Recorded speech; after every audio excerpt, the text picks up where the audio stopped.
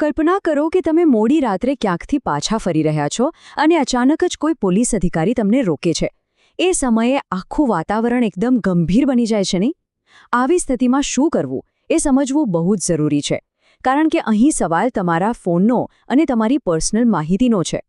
અને પછી અધિકારી તમારી પાસે આવીને કહે છે, મોબાઈલ આપો, ચેક કરવો છે.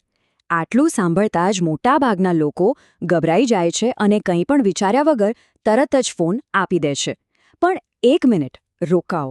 શું પોલીસ આમ ગમે ત્યારે ગમે ત્યાં તમારો ફોન માંગી શકે? સાચો જવાબ છે ના. તો આ ના પાછળનું કારણ શું છે? એ સમજવા માટે આપણે આપણા બંધારણે આપેલા કેટલાક મૂળભૂત અધિકારોને જાણવા પડશે. આ એવા અધિકારો છે જે દરેક નાગરિકની પર્સનલ ઇન્ફોર્મેશનને એક સુરક્ષા કવચ આપે છે. આ બધા અધિકારોમાં સૌથી શક્તિશાળી અધિકાર છે રાઇટ ટુ પ્રાઇવસી, એટલે કે ખાનગીતાનો અધિકાર. આનો બહુ સીધો અને સરળ અર્થ એ છે કે તમારા ફોનમાં રહેલા ફોટોગ્રાફ્સ, તમારા ચેટ્સ, તમારો ડેટા એ બધું તમારી અંગત સંપત્તિ છે. કોઈ પણ એમ જ એની તપાસ ના કરી શકે. અને હા, આ કોઈ ખાલી કહેવાની વાત નથી. આ આપણા દેશનો કાયદો છે. ભારતીય સુપ્રીમ કોર્ટના એક બહુ જ ઐતિહાસિક કેસમાં, જસ્ટિસ કે.એસ. પુટ્ટાસ્વામી કેસમાં, કોર્ટે સ્પષ્ટ કહ્યું છે કે પ્રાઇવસી એ કોઈ છૂટછાટ નથી, પરંતુ દરેક ભારતીય નાગરિકનો એક ફંડામેન્ટલ રાઇટ, એટલે કે મૂળભૂત અધિકાર છે. આનો મતલબ શું થયો? આનો મતલબ એ થયો કે તમારી કોઈપણ પર્સનલ માહિતીની તપાસ માટે એક નક્કી કાયદાકીય પ્રક્રિયાનું પાલન કરવું જ પડે. કોઈ મનફાવે તેમ તપાસ કરી શકે નહીં. ઓકે, તો પછી એવો સવાલ થાય કે એવી કઈ પરિસ્થિતિઓ છે જેમાં પોલીસ કાયદેસર રીતે તમારો ફોન ચેક કરી શકે? ચાલો આના નિયમોને એકદમ સ્પષ્ટ રીતે સમજી લઈએ. જુઓ, કાયદા પ્રમાણે મુખ્યત્વે 3 જ એવા સંજોગો છે જેમાં પોલીસ તમારો ફોન માંગી શકે છે. પહેલું, જો એમની પાસે કોર્ટનો કોઈ ઓર્ડર કે સર્ચ વોરંટ હોય. બીજું, જો કોઈ ગંભીર ગુનાની તપાસ ચાલતી હોય અને એમાં પુરાવા તરીકે તમારો ફોન જપ્ત કરવો જરૂરી હોય. અને ત્રીજું, અને આ બહુ અગત્યનું છે, જો તમે કોઈ પણ દબાણ વગર પોતાની મરજીથી ફોન આપવા માટે તૈયાર થાઓ. ચાલો હવે સિક્કાની બીજી બાજુ જોઈએ. ફોનની તપાસ ક્યારે ગેરકાયદેસર ગણાય? અને આ જાણવું તો એનાથી પણ વધારે જરૂરી છે, કારણ કે મોટાભાગની ગેરસમજ અને વિવાદો અહીં જ ઊભા થાય છે.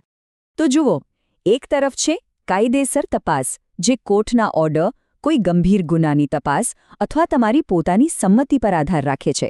પણ બીજી બાજુ, જો કંઈ તમને રસ્તા પર એમ જ રોકીને કોઈ નક્કર કારણ આપ્યા વગર ફોન માંગે અથવા તમને ડરાવે ધમકાવીને કે દબાણ કરીને ફોન લેવાનો પ્રયાસ કરે, તો એ સંપૂર્ણપણે ગેરકાયદેસર હોઈ શકે છે.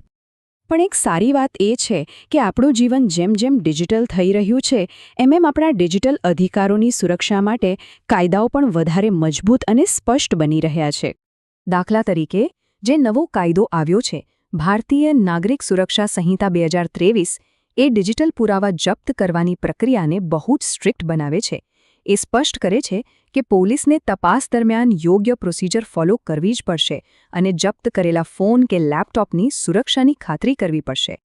આનો સીધો મતલબ એ છે કે હવે તમારા ફોન જેવા ડિજિટલ પુરાવાને કોઈ સામાન્ય વસ્તુની જેમ નહીં, પણ એક અત્યંત સંવેદનશીલ માહિતી તરીકે ગણવામાં આવશે અને એને લગતા નિયમોનું પાલન કરવું ફરજિયાત છે. ચાલો, આપણે કાયદો તો સમજી લીધો, પણ જો આવી સિચ્યુએશન ખરેખર સામે આવે તો ત્યારે શું કરવું? કારણ કે જાણકારી હોવી એક વાત છે અને એનો યોગ્ય સમયે યોગ્ય રીતે ઉપયોગ કરવો એ બીજી વાત છે.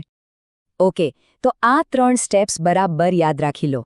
પહેલું, શાંત રહો અને આદરપૂર્વક વાત કરો. બીજું, બહુ જ નમ્રતાથી પૂછો, સર, શું હું જાણી શકું કે કયા કાયદાકીય કારણસર અથવા કોર્ટના કયા ઓર્ડર હેઠળ આ તપાસ થઈ રહી છે? અને ત્રીજું, જો તમને લાગે કે તમારા પર કોઈ દબાણ કરવામાં આવી રહ્યું છે, તો તમે શાંતિથી કહી શકો છો કે હું મારા વકીલ સાથે વાત કરવા માંગુ છું. અને આ જ આખી વાતનો સાર છે. મુદ્દો કોઈની સાથે સંઘર્ષ કરવાનો નથી, પણ પોતાના અધિકારો વિશે જાગૃત રહેવાનો છે. યાદ રાખો, ડર નહીં, પણ કાયદાનું સાચું જ્ઞાન જ તમારું સૌથી મોટું રક્ષણ છે. એ તમને શક્તિ આપે છે. તો બસ આટલી વાત હંમેશા યાદ રાખજો.